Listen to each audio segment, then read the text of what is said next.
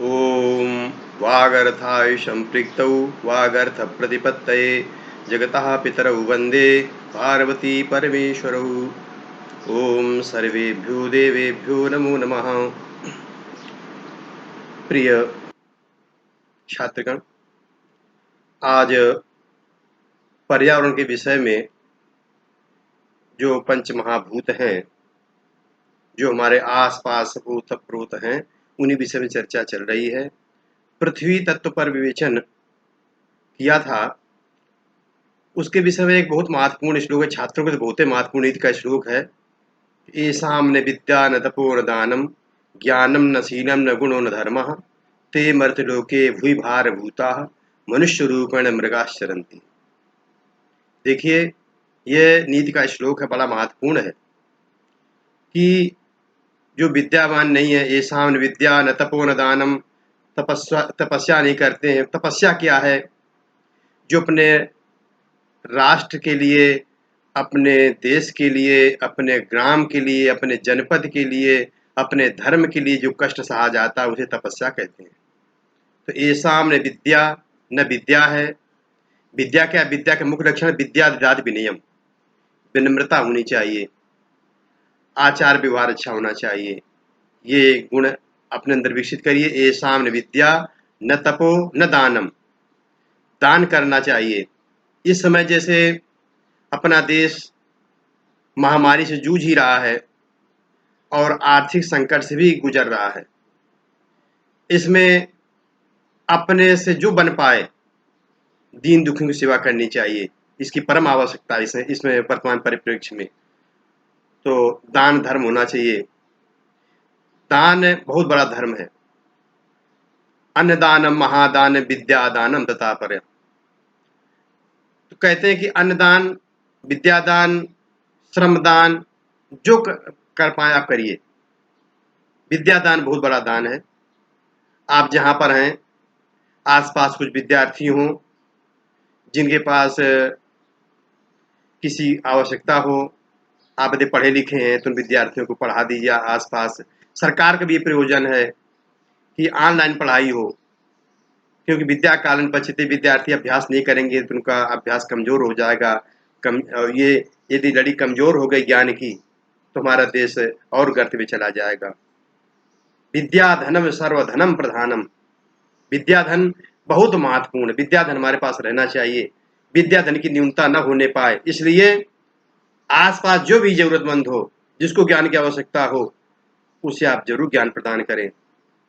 ज्ञान ऐसा दान है, व्यय कृते वर्धत नित्यमेव। यदि आप दान करेंगे ज्ञान का तो ज्ञान आपका और बढ़ेगा। अन्य दान तो दान करने से ह्रास होगा, इसका दान करने से ह्रास नहीं होगा। और अन्न आदि का दान करेंगे तो पुण्य जनकता मिलेगी। इस जन्म दान करेंगे तो यही लोक में, परलोक में, सब जगह आपको सुख शांति मिलेगी। इसलिए विद्या का दान करना चाहिए, जैसे भी हो। कहते स्वाध्याय प्रवचनाभ्याम न प्रमोतव्यम, स्वाध्याय प्रवचन से प्रमाद नहीं करना चाहिए। इसलिए जैसे हैं, जहां पर हैं, इस परम आवश्यकता है। आसपास जो बच्चे हों, विद्यार्थी हों, जो कुछ आपको आता है उनको बताइए, ज्ञान की धारा को आगे बढ़ाइए। देखो, सर्वांग ज्ञान होना चाहिए, केवल पुस्तकीय ज्ञान नहीं होना चाहिए। हमारे मनुस्मृति आदि ग्रंथों में अनाध्याय के दिन है। जैसे आज प्रतिपदा है, अनाध्याय के दिन है, और अष्टमी है, प्रतिपदा है, और कहती है गुरु शिष्य यदि पढ़ा रहे हो, आपस में ज्ञान का आदान प्रदान चल रहा, और बीच से कोई निकल जाए तो अनाध्याय रहता है। बादल गरज रहे हो, मौसम सही न हो तो अनाध्याय रहता है। तो उस अनाध्याय में बैठे नहीं रहना है, हमें सामाजिक काम करना चाहिए। उस समय छात्र जब खाली रहते थे, अनाध्याय रहता था, तो बागवानी सीखते थे, शिल्पकला सीखते थे, संगीत सीखते थे। ये सब कलाएं होनी चाहिए। बहुज्ञ होना चाहिए। सर्वज्ञ तो ईश्वर परमात्मा है, लेकिन बहुज्ञ होना चाहिए। संयोग से देखिए, आज हमारे विद्यालय में स्टाफ बहुत कम है, तो हमें सारे विषय देखने पड़ते हैं।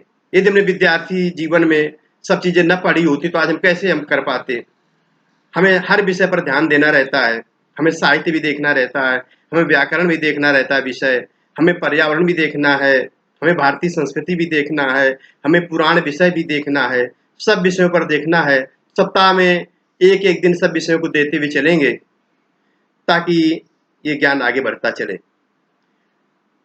आप सब विद्यार्थी, इस देश को कृषि प्रधान देश है, कृषि पर बहुत कुछ सीखिए। हर व्यक्ति के पास, जो संस्कृत से जुड़ा व्यक्ति, सब पास कुछ खेती पाती थोड़ी बहुत सबके पास है। और भी हमारे जो अन्य विषयों से जुड़े लोग हैं, खेती किसानी सबके पास थोड़ी बहुत जरूर होती है। तो जहां भी हैं, खेती किसानी पर जरूर ध्यान दीजिए। अब देखिए, सारा सब कुछ सामने हो गया। जो लोग बाहर पड़े थे, लॉकडाउन में घर में रहना पड़ा, तो खेती अन्न ये सब काम आ रहा है। खेती किसानी एक बहुत बड़ा रोजगार है, बेरोजगार को रोजगार देने वाला है। घर में जितने सदस्य हों सब उस खेती में समा सकते हैं, खेती में सब काम कर सकते हैं। हमारे नगर के पास में, कानपुर नगर के पास में रमईपुर एक है क्षेत्र, वहाँ रौतारा गांव है। वहां पर प्राय सब्जी का जो काम करते हैं उनकी बस्ती है। किसी पास 1 बीघा जमीन है, किसी पास 2 बीघा जमीन है, जमीन ज्यादा है ही नहीं, लेकिन उस गांव की समृद्धि देखते बनती है। प्रत्येक व्यक्ति पास गाड़ी है, घर है, बहुत अच्छा सब कुछ है, सुख से रहते हैं। क्योंकि जितने लोग हैं, यदि 10 लोगों का परिवार है तो खेत भी पड़ा रहता है। तरह तरह की सब्जियां उपजाते हैं, तरह तरह का अन्न उपजाते हैं, सब्जी के सब लोग काम करते हैं। खूब समय समय से सब्जी करके खेत खाली नहीं रहता है, दोबारा दूसरी सब्जी लगा दे, तीसरी सब्जी लगा दिया। उनकी ऐसी उच्च तकनीक है कि खूब कमाते खाते हैं आराम से। तो बहुत विशाल क्षेत्र नहीं, कोई बात नहीं, जितनी आपके पास है पैतृक है, जैसे भी है लीज में लीजिए और खेती का अच्छा काम करिए।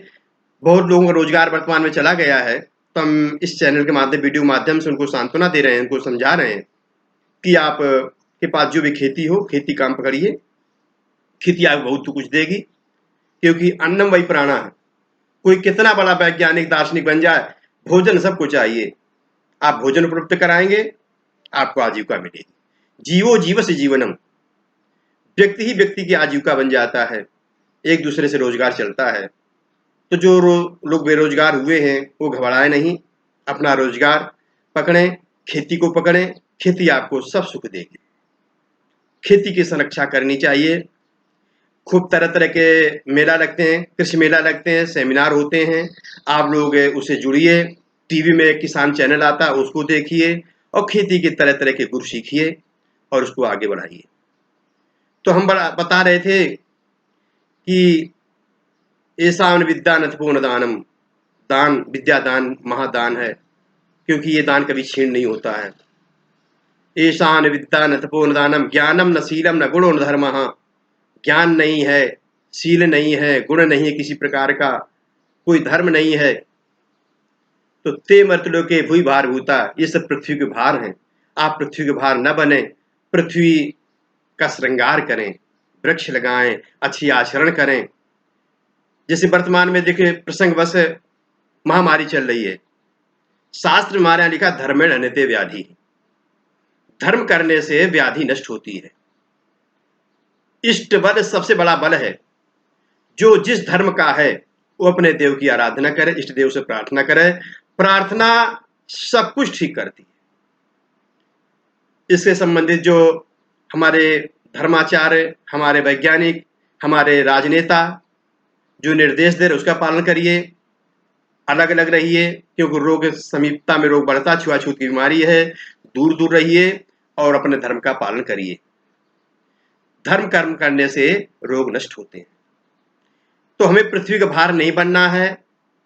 देखो ऐसा होता है, एक घर में कोई अकर्मण्य हो, रोज लड़ाई झगड़ा करता हो, पाप कर्म करता हो, शराब पीता हो, गाली देता हो, तो एक व्यक्ति भार लगने लगता है घर में, ये लगता है कब चला जाए। और एक व्यक्ति खूब मनोविनोद से रहता हो, हंसता हो, प्रसन्न रहता हो, घर का खूब काम आगे आगे करता हो, आर्थिक स्थिति में सहयोग करता हो, तो व्यक्ति बड़ा आदरणीय होता है, लगता है कहीं जाए नहीं, जाता है तो बड़ा कष्ट होता है। चला जाता है, लोग खोज खबर लेते रहते हैं, भाई कहाँ हो, इतने देर क्यों लगाई। ऐसे बनो, अपने राष्ट्र के लिए, अपने देश के लिए खूब तरक्की करो, तरक्की में सहयोग दें आप, हर तरह से सहयोग करें। राष्ट्र सेवा सबसे बड़ी सेवा, सबसे बड़ा धर्म है। और इस धर्म महात्मा जो व्यक्ति होते हैं उनसे पृथ्वी बड़ी प्रसन्न रहती है। रात दिन धर्म में लगे रहिए, हर समय आपका अच्छा आचरण हो। तो देखिए, प्रथम तत्व पृथ्वी था, पृथ्वी तत्व के विषय मैंने बताया। द्वितीय तत्व है जल। जल एवं जीवनम, जल ही जीवन है। देखिए जल का क्या महत्व है। इस शरीर में 90% जल है, पृथ्वी में 90% जल है। जल का बड़ा महत्व है। जल को हमेशा संरक्षित और जल का दुरुपयोग नहीं करना चाहिए। कहते जो पानी और वाणी का जो दुरुपयोग करता है वो नरक में जाता है, उसे खराब योनियों में जाना पड़ता है। देखो पानी का दुरुपयोग, जो भी आप दुरुपयोग करेंगे, अन्न का, जल का, जिसका, धन का, वो बदला लेगा। धन है तो अय्यासी में किसी को परेशान करने में धन का दुरुपयोग न करिए।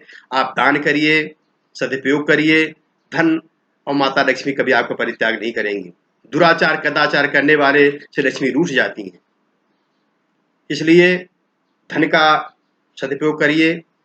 जो चीज दुरुपयोग, यदि पानी का दुरुपयोग करेंगे, पानी बह रहा है, आप मंजन कर रहे हैं, नल खोल दिया, पानी बह रहा है, वो पानी दुरुपयोग करेंगे, पानी एक दिन बदला लेगा। कभी न कभी ऐसा समय आएगा, आप ट्रेन में जा रहे हो, कहीं जा रहे होंगे, प्यास लगाएगी, पानी दुर्लभ हो जाएगा, उस समय जल अपना बदला लेगा। बहुत भीषण पीड़ा होती है। पता नहीं हमारे कौन से पिछले जन्म के प्रायश्चित रहे होंगे। 2-3 बार हमने इस तरह के संकट पाए हैं। एक बार बनारस से ट्रेन से आ रहे थे, पानी नहीं था, हमको प्यास लगाई, गाड़ी स्टेशन में रुकने में देर लगी। वो जो समय लगा आधा पौन घंटा का, वो लग रहा था प्राण निकल जाएंगे। जल की कीमत समझ में आ रही थी। इसलिए जल का दुरुपयोग नहीं करना चाहिए। हम तब से बहुत सावधान रहते, जल का दुरुपयोग नहीं करते किसी प्रकार से। इसके अलावा वाणी का दुरुपयोग नहीं करना चाहिए। अभी हम महाभारत चैनल देख रहे हैं आप सब लोग। वर्तमान में आपने देखा कि द्रौपदी ने दुर्योधन को देखकर इतना कह दिया था केवल जब गिर पड़ा था कि अंधे के अंधे होते हैं। वाणी का दुरुपयोग हो गया। रे मैंने वाणी बोलिए, ये तराजू तौल के तब मुख बाहर आने करके, ऐसी वाणी बोलिए सबका आपा हो। आप सबके अपने हो जाओ, हमेशा अमृत में वाणी बोलिए। वाणी को हमेशा तौल कर बोलिए, अंदर से समझ लीजिए कि हम अच्छा बोल, गलत नहीं बोल रहे हैं, कहीं गलत नहीं बोलना चाहिए। द्रौपदी का एक वाक्य इतना बड़ा बखेड़ा खड़ा कर दिया। इतने लोग, लाखों लोग मारे गए। और बहुत से कारण थे, लेकिन एक वाणी का दुरुपयोग भी कारण था। कभी किसी का व्यंग न करिए, किसी का मजाक न उड़ाइए। पता नहीं समय है कब किसका समय बलवान हो। समय एक जैसा किसी का नहीं होता, कभी अच्छा कभी बुरा। इसलिए समय जब आपका अच्छा है तो न धन का दुरुपयोग करिए, न अपने पद का दुरुपयोग करिए, न अपनी वाणी का दुरुपयोग करिए। तो वो धन, मान, प्रतिष्ठा आपके पास बनी रहेगी। दुरुपयोग करेंगे तो प्रभु से आपसे छीन लेंगे, समाज आपसे छीन लेगी।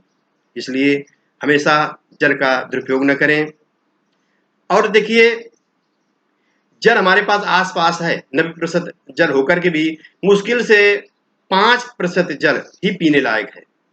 पीने लायक जो जल है, जल का लक्षण है जले मधुर शीतल। जल मधुर होता है और शीतल होता है। कहीं खारा है, कहीं वैसा जल है दूषित है, तो भूमि के प्रभाव से जल वैसा हो जाता है। जल का मुख्य लक्षण है मधुर है और शीतल है। जो जल गर्म है, कहीं कहीं कुछ है, तो वो संसर्ग से है। अब इस शरीर अवसर को पुष्ट करने के लिए जल पीने की कला, जल पीने की जो विज्ञान है, उसको समझ लेना चाहिए। ये कहा गया कि हमारा जो वजन है उसका 7% जल कम से कम पीना चाहिए। माना कि किसी का 50 किलो वजन है, उसका 7% 3.5 लीटर जल जरूर पीना चाहिए। उसको अब एक बार में गट-गट न पी जाइए। हम कलकत्ता गए थे, लोग कहते हैं कि भोजन को पीना चाहिए और जल को खाना चाहिए। तो वहां पूछते हैं कलकत्ता में, पानी खावे? मतलब पानी को खाइए, माने रुक रुक कर पीजिए, और खाने को माने भोजन को पीजिए। माने एक ग्रास को कम से 32 बार चबाइए, चर्वण करिए, और खूब जब महीन हो जाए तब उसको निगलिए, नहीं तो फिर अपच होगी, वायु बनेगी।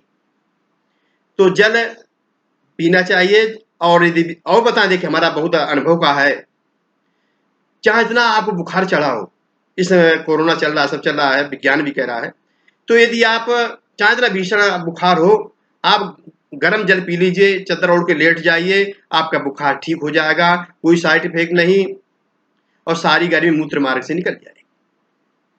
ये देखिए उष्ण जल है और हमेशा जल को संशोधित पीना चाहिए। गुरु करे जान के, पानी पिए छान के। पानी हमेशा शुद्ध करके पीना चाहिए, पानी पर्याप्त पीना चाहिए। पानी यदि पीते रहेंगे, जल चिकित्सा अपने आप में स्वयं की, तो कोई बीमारी नहीं होगी। और यदि जुकाम उखाम हो तो गुनगुना पानी पीजिए, नासिका बंद करके पानी पीजिए, आपको जल नुकसान नहीं करेगा। और बरसात का जल सबसे शुद्ध जल होता है, वो जल ना हो तो नदी का जल है, कुएं का जल है, हैंडपंप का जल है। फ्रिज का पानी कहता है न पिए, फ्रिज का पानी जहर होता है। हमारे शरीर का जो तापमान है उसी तापमान में पानी को पीना चाहिए, नहीं तो हानि करेगा।